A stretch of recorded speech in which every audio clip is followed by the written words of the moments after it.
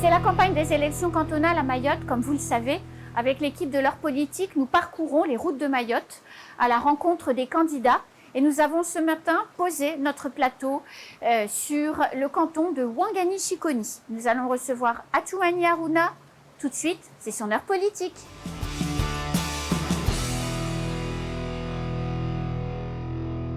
Atoumani Harouna, bonjour. Bonjour Anne. Bienvenue sur le plateau de l'heure politique. Très heureuse de te retrouver. Merci. Donc tu es candidat aux élections cantonales. Oui, Anne. À Ouangani-Chikoni. Ouangani-Chikoni. La politique et toi, c'est une longue histoire. C'est une longue histoire, mais je pense que la politique m'appelle aussi, l'actualité.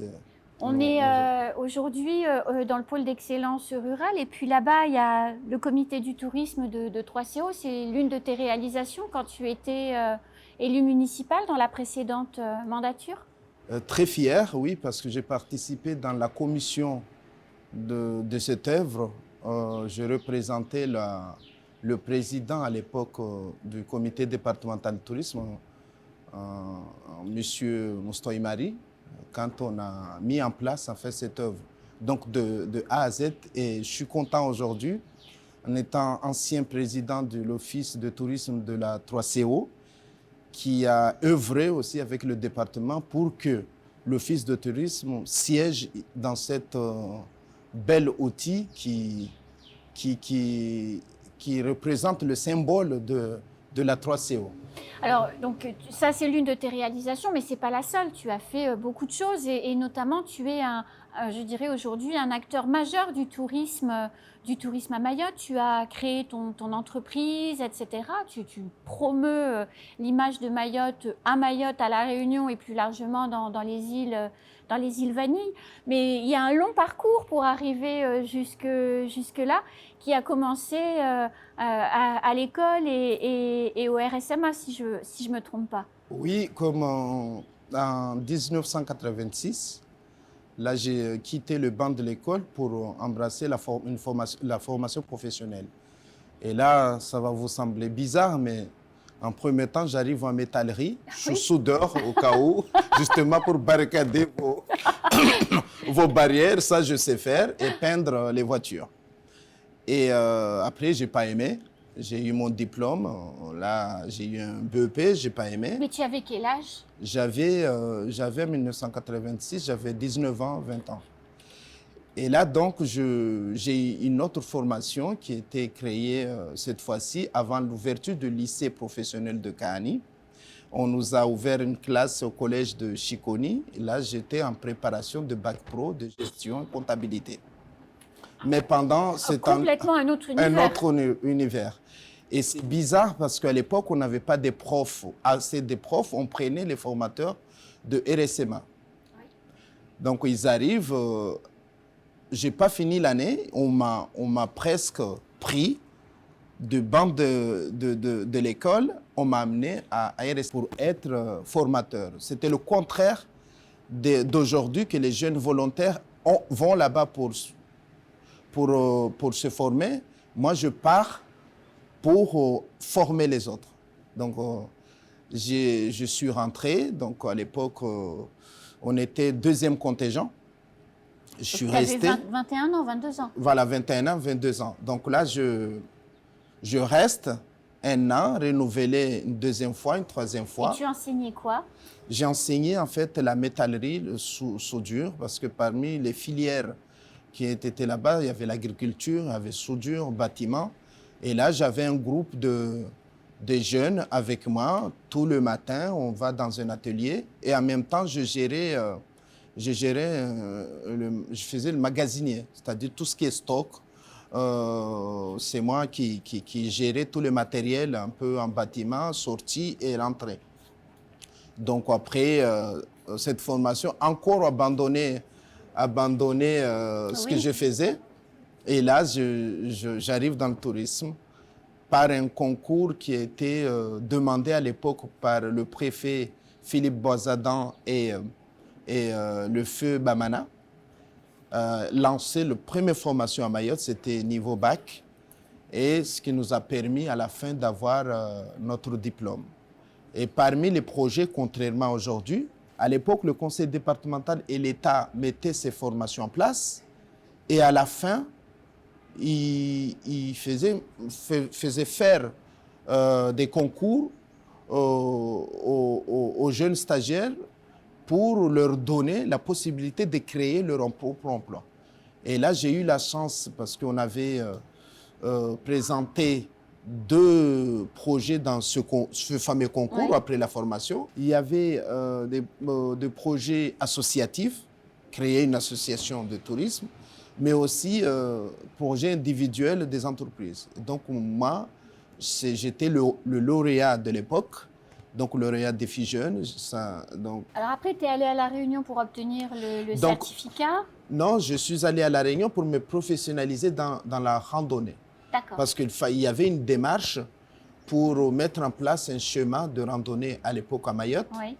Et donc je pars et à mon retour, on a fait appel à la Fédération française de randonnée. On a fait venir le secrétaire général de la FFFRP qui est venu homologuer le sentier de Mayotte, le 160 km, qui a abouti après à une outil qu'on appelait TopoGuide, que malheureusement aujourd'hui avec l'insécurité et non-entretien de ces sentiers, moi-même je l'ai demandé il y a 10 ans de fermer ce sentier parce que ce n'est pas la peine, parce que c'est dangereux, ça peut être dangereux au niveau de la communication. Voilà. Et donc, après premier mandat, c'est une municipale partielle à Ouangani qui te conduit aux premières responsabilités politiques. Tout à fait.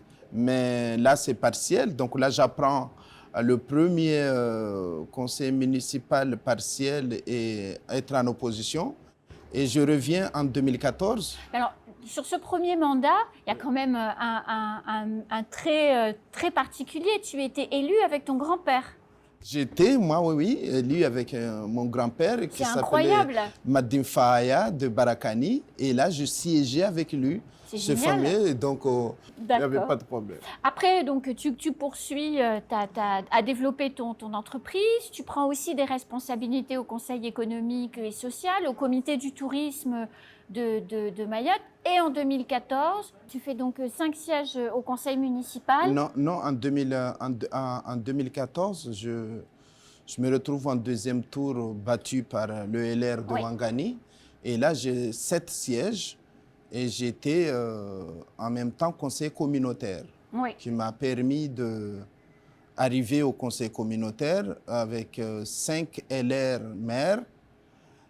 Donc, arrivé là-bas, il n'y avait pas de la politique. J'ai eu un super président qui a compris que l'intérêt de Mayotte et les gens qui ont envie de participer à cette challenge, il faut le mettre en avant. Donc, j'ai eu l'occasion d'avoir cette personne qui m'a nommé comme président de l'Office de tourisme intercommunal. Tu étais vice-président aussi de la 3CO?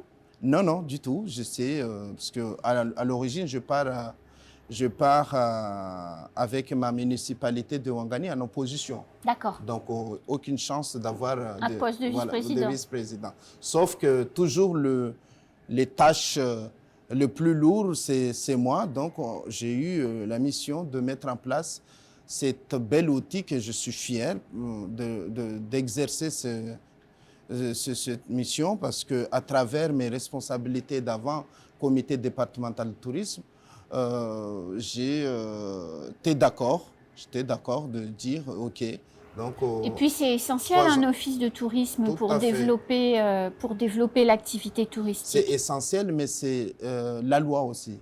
C'est statutaire. D'accord. Donc, vu que les intercos sont arrivés en 2015 avec la loi NOTRe, qui décline l'animation et le développement touristique vers la 3CO, vers les intercommunalités, donc là, il y a une obligation de créer un office de tourisme. Alors là, j'étais content, je dis enfin, voilà, parce que le développement touristique, c'est une affaire de territoire, c'est une affaire des hommes et des femmes. Donc, en étant à Mamoudzou, en étant au niveau départemental, c'était trop loin par rapport à la réalité. Et par chance, j'ai eu ce territoire qui est territoire rural, qui est passionnant et qui, par rapport aussi à mes formations, de l'éco-touristique, de l'environnement, des randonnées. Donc je me retrouve vraiment et j'étais content pendant 3 ans en tête de cette structure. Et là, c'est ta première candidature au cantonal?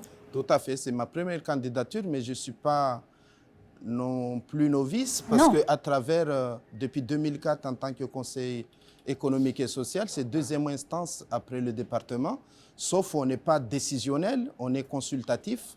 Et là, je trouve dommage que justement le département de Mayotte ne profite pas de cette instance parce que là-dessus, on a 32 membres qui viennent de différents horizons, chefs d'entreprise, des syndicats, et je trouve que les décisions ne sont pas vraiment prises en compte à la hauteur du travail fourni. Et si tu es élu, c'est-à-dire si les électeurs de ton canton te font confiance, qu'est-ce que tu changeras dans la manière de faire? Parce que je comprends quand tu expliques qu'il y a les idées politiques, mais il y a aussi la méthode qui est importante pour toi. Qu'est-ce que tu feras? Qu'est-ce que je ferai? Déjà, faire confiance aux techniciens. Bien choisir les techniciens, aller jusqu'au bout de ses convictions et justement prendre des décisions. Il faut qu'un élu doit prendre des décisions.